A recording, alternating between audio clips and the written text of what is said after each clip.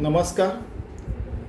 सातवां देश नॉर्वे है शाश्वत विकास लक्ष्य में और उनको 82.72 82.72% मार्क्स मिले हैं और हम लोग बच्चों की तरह देख रहे हैं परसेंटेज ऑफ मार्क्स। और इन्होंने नो पॉवर्टी यानी गरीबी हटाओ में अच्छा काम किया है। SDG यानी शाश्वत विकास लक्ष्य 1। बाद में इन्होंने SDG 3 good health and wellbeing, इसमें भी अच्छा काम किया है। SDG 5 जेंडर इक्वालिटी में भी। SDG 7 affordable and clean energy, सबको कम से कम पैसे में अच्छी एनर्जी मिलना चाहिए। और इन्होंने हेल्थ के में भी अच्छा काम किया है। और SDG 10 में कि रिड्यूस्ड इनइक्वालिटीज, गरीबी की और अमीरी की जो गैप है वो कम की है। ये कैसा किया है इन्होंने? तो आपको सबको पता होगा कि दुनिया के सबसे बड़े स्टॉक मार्केट के इन्वेस्टर में नंबर 1 इन्वेस्टर कौन है? Institutional investor, sovereign wealth fund उसको बोलते हैं। कौन है? तो नॉर्वे के गवर्नमेंट का पेंशन फंड, ग्लोबली वो इन्वेस्ट करते हैं। $2 ट्रिलियन यानी अगर आज हमारी $4 ट्रिलियन की इकोनॉमी है 2026 में भारत की, अभी मई महीने में एक महीने ले लो तो हमारे जीडीपी का 4 ट्रिलियन का जीडीपी का आधा भाग $2 ट्रिलियन ये लोग तो विविध देशों के स्टॉक मार्केट में इन्वेस्ट करते हैं, वहाँ से फिर प्रॉफिट लेते हैं और अपने देश के लोगों के लिए अच्छा इंफ्रास्ट्रक्चर, अच्छा हेल्थ केयर, अच्छा एजुकेशन, ये सारी चीज़ों के लिए वो उपयोग में लाते हैं। देखिए यानी कितने समझदार लोग हैं।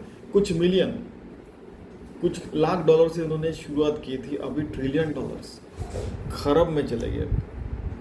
ठीक है, इतनी दूरदृष्टि। तो नॉर्वे ये सारे SDG 1, 3, 5, 7, 10 में अच्छा काम कर रहा है और अपना फंड भी अच्छा यूज़ कर रहा है। अभी और एक चीज़ है, जैसे हम लोग अचीविंग सस्टेनेबल डेवलपमेंट गोल्स और चंद्रमंगल के परे भी जाके मानव सभ्यता कैसे शाश्वत विकास लक्ष्य प्राप्त कर सके, उसके ऊपर बात कर रहे हैं। तो नॉर्वे की भी स्पेस एजेंसी है, NOSA, नॉर्वेजियन स्पेस एजेंसी। ये गवर्नमेंट की एजेंसी है और ये आती है मिनिस्ट्री ऑफ ट्रेड, इंडस्ट्री और फिशरीज। इनका इंडिपेंडेंट होना चाहिए, ऐसा हमारा सजेशन है, जिसके कारण वो इंडिपेंडेंटली काम कर सके। ये तो ESA के पार्ट है, यूरोपियन स्पेस एजेंसी के। वहाँ पे उनके जो सैटेलाइट नेविगेशन का प्रोग्राम, अपना जैसा नाविक प्रोग्राम है, जैसे GPS लोकेशन वगैरह वाला, उनका भी सैटेलाइट नेविगेशन में गैलीलियो का स्पेस प्रोग्राम है, वो इनके अंडर आता है। बाद में उनकी जो स्पेस एजेंसी है, उनके बहुत सारे सेंटर्स हैं। एक सेंटर है आर्कटिक के पास है, तो वो तो है ही। अंटार्कटिका में भी है इनका, क्योंकि -50°C उत्तर ध्रुव के पास, -50°C दक्षिण ध्रुव के पास, आर्कटिक और अंटार्कटिक दोनों जगह हैं इनके। तो जो अंटार्कटिका में जो है वो स्वालबार्ड में है, अंटार्कटिका में वो जैन मैन आइलैंड में है। ठीक है। और दूसरी बात है, ये वहाँ पे रह के क्या करते हैं? वहाँ पे वो एनवायरमेंटल मॉनिटरिंग करते हैं, कोपरनिकस प्रोग्राम बोलते हैं उसको। कि जैसे आपने कुछ दिनों पहले देखा होगा कि जो व्हेल का एक वीडियो आता है, ऐसे व्हेल यानी देव मासा, ऐसे ऊपर जाके नीचे जंप मारता है। मोस्टली जो बोट चलाने वाले वगैरह जो रहते हैं वो नॉर्वेजियन ही रहते हैं। ठीक है क्या? क्योंकि उनको उतनी ठंडी की आदत रहती है, इसलिए। बाद में इनका गैलीलियो भी है, एक नेविगेशन प्रोग्राम भी है, कि जैसे GPS वगैरह मैंने पहले बताया, तो उससे कोऑर्डिनेट डिसाइड होते कौन सा जहाज कहाँ पे कैसा है वगैरह सारी चीज़ें। तो हमारा पहले से ही ये इतने काम कर चुकी, इतना अच्छा काम कर रहे हैं, तो इनको हमारा सजेशन क्या रहेगा भाई? आप तो वैसे नॉर्वे यूरोपियन इकोनॉमिक एरिया का, यूरोपियन यूनियन का भी पार्ट है, और वैसे देखा जाए तो इनका यूरोपियन फ्री ट्रेड एग्रीमेंट वगैरह सब कुछ है, तो इकोनॉमिकली भी अच्छा काम कर रहे हो। उसके अलावा उनका सॉवरेन फंड भी है जो यानी कि पहले से इतना अच्छा काम करे, उनको हम क्या सजेशन देंगे भाई?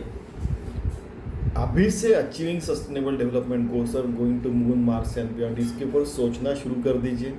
आपके एजुकेशन सिस्टम, आपकी इंडस्ट्री, आपके कोलैबोरेशन, हर किसी कंपनी के साथ, देश के साथ काम करते हैं, हर जगह आप इन्वेस्ट कर रहे हैं, तो उन देशों को भी एग्रीकल्चर टू स्पेसिस टेक्नोलॉजी में, प्रौद्योगिकी में मदद कीजिए उनके देश को डेवलप करने के लिए।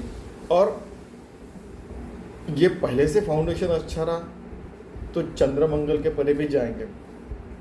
चाहे अपनी इंडियन स्पेस रिसर्च ऑर्गेनाइजेशन जाओ, चाइना की जाओ, जाक्सा जापान की जाओ, नासा जाओ, रॉसकॉस्मोस जाओ, यूरोपियन स्पेस एजेंसी जाओ, उसमें पहले से भरा कूट कूट पे उनके जीन्स में, डीएनए में भरा हुआ है कि वहाँ पे जाके भी सस्टेनेबल डेवलपमेंट गोल्स ही अचीव करना है, नहीं तो हम टिकेंगे नहीं ना।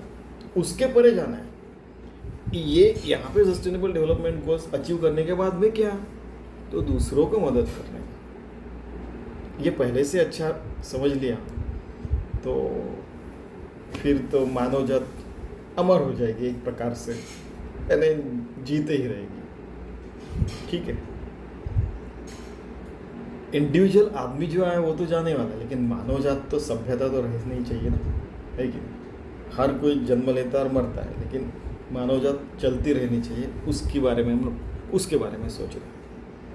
ठीक है, ये हमारा सजेशन है, बाकी भगवान का काम है, ऐसे समझ के भगवान को समर्पित। धन्यवाद।